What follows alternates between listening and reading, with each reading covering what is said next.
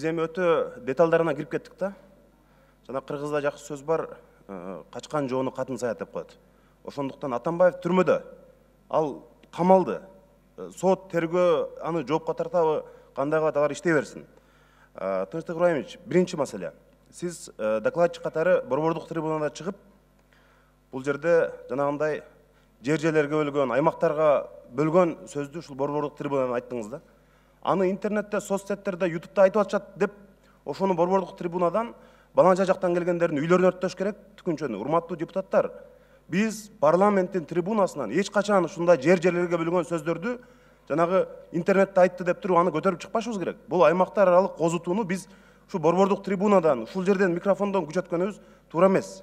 Бул жер ынтымакка, биримдикке чакыра турган мындай жер болуш керек. Экинчи маселе. Органдардын жетекчилери барыңар отурасыңар. Мына карга карган көзүн чокубайт деген сөз бар. Элде мындай баарын адилеттүү караш керек деп атат. Биздин кесиптешибиз Зарлыбек Рысалиев, мен ал кишини билбейм, күнөөлүү же күнөөлүү эмес экенин. Буга чейин Кытайга чыгыптыр, үй камагында болсо, кылмыш иши козголсо, бүгүн эми президент менен аны чет өлкөгө учуп кетиптир. Ошол эле иш менен Батукаевдин Айда Салянова колундагы ымыркайы бар экенине карабастан аны түрмөгө камадыңар. Ошон үчүн бул жерде мындай эки жүздүүлүк болбош керек. Үчүнчүдөн, мына прокуратуранын өкүлү сиз отурасыз. Матраимовдор 3 медианы сотко бериптир. Азаттык, Клоп, 24 KG. Эми аны сотко бергенге өзүнүн укугу бар. Ал жерде өзүнүн чындыгын коргосун.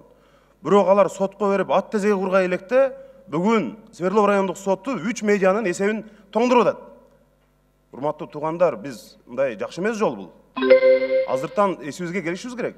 Ошондуктан шаардык сот тез арада муну карап туруп, райондук соттун инстанцияныкын жокко чыгарыш керек. Ушундай